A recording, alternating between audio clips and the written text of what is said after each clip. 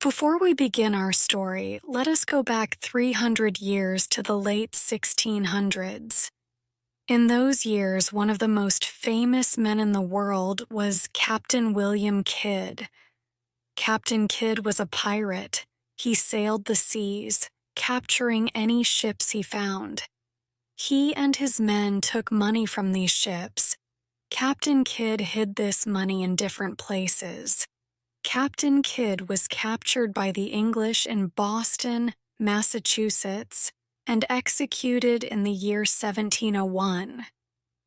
From that time on, people all over the world searched in many places for Captain Kidd's stolen money. The people who lived in Massachusetts in the 1700s believed Captain Kidd buried some of his treasure near Boston. Not far from Boston was a small river which ran into the Atlantic Ocean. An old story said that Captain Kidd had come up this river from the ocean. Then he buried his gold and silver and jewels under a big tree. The story said that this treasure was protected by the devil himself, who was a good friend of Captain Kidd. In the year 1727, a man named Tom Walker lived near this place. Tom Walker was not a pleasant man. He loved only one thing: money. There was only one person worse than Tom. That was his wife. She also loved money. These two were so hungry for money that they even stole things from each other. One day, Tom Walker was returning home through a dark forest. He walked slowly and carefully so that he would not fall into a pool of mud. At last, he reached a piece of dry ground. Tom sat down on a tree that had fallen. As he rested, he dug into the earth with a stick. He knew the story that Indians had killed prisoners here as sacrifices to the devil, but this did not trouble him. The only devil Tom was afraid of was his wife. Tom's stick hit something hard. He dug it out of the earth. It was a human skull. In the skull was an Indian axe. Suddenly, Tom Walker heard an angry voice. "Don't touch that skull!" Tom looked up. He saw a giant sitting on a broken tree. Tom had never seen such a man. He wore the clothes of an Indian. His skin was almost black and covered with ashes. His eyes were big and red. His black hair stood up from his head. He carried a large axe. The giant asked, "What are you doing on my land?" But Tom Walker was not afraid. He answered, "What do you mean? This land belongs to Mr. Peabody." The strange man laughed and pointed to the tall trees. Tom saw that one of the trees had been cut by an axe. He looked more closely and saw that the name Peabody had been cut into the tree. Mr. Peabody was a man who got rich by stealing from Indians. Tom looked at the other trees.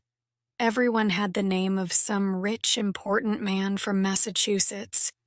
Tom looked at the tree on which he was sitting. It also had a name cut into it, the name of Absalom Crowninshield. Tom remembered that Mr. Crowninshield was a very rich man. People said he got his money as Captain Kidd did, by stealing ships. Suddenly, the giant shouted, "Crowninshield is ready to be burned. I'm going to burn many trees this winter." Tom told the man that he had no right to cut Mr. Peabody's trees. The stranger laughed and said, "I have every right to cut these trees. This land belonged to me a long time before Englishmen came to Massachusetts. The Indians were here.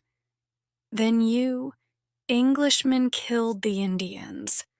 Now I show Englishmen how to buy and sell slaves, and I teach their women how to be witches."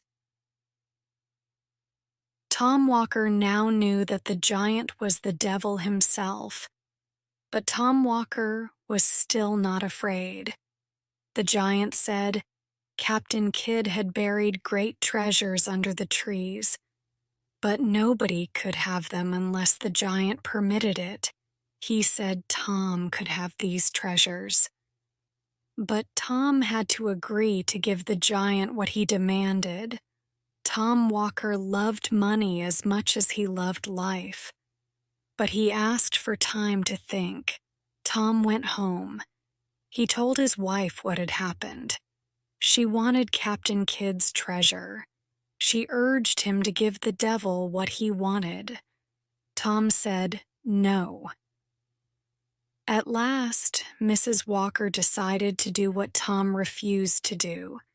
She put all her silver in a large piece of cloth and went to see the dark giant. 2 days passed. She did not return home.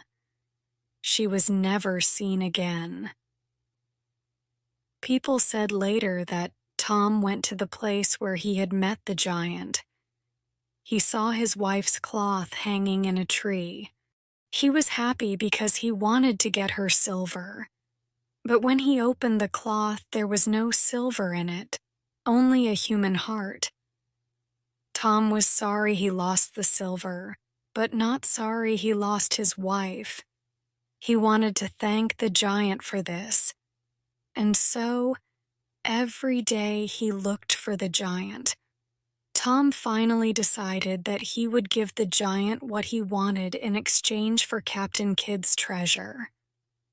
One night, Tom Walker met the giant and offered his soul in exchange for Captain Kidd's treasure. The devil now wanted more than that. He said that Tom would have to use the treasure to do the devil's work. He wanted Tom to buy a ship and bring slaves to America. As we have said, Tom Walker was a hard man who loved nothing but money. But even he could not agree to buy and sell human beings as slaves. He refused to do this. The devil then said that his second most important work was lending money. The men who did this work for the devil forced poor people who borrowed money to pay back much more than they had received. Tom said he would like this kind of work, so the devil gave him Captain Kidd's treasure. A few days later, Tom Walker was a lender of money in Boston. Everyone who needed help, and there were many who did, came to him. Tom Walker became the richest man in Boston. When people were not able to pay him, he took away their farms, their horses, and their houses. As he got older and richer, Tom began to worry. What would happen when he died? He had promised his soul to the devil. Maybe he could break that promise. Tom then became very religious. He went to church every week. He thought that if he prayed enough, he could escape from the devil. One day, Tom took the land of a man who had borrowed money. The poor man asked for more time to pay. "Please do not destroy me," he said. "You have already taken all my money." Tom got angry and started to shout, "Let the devil take me if I have taken any money from you." That was the end of Tom Walker. For just then, he heard a noise. He opened the door. There was the black giant, holding a black horse. The giant said, "Tom, I have come for you."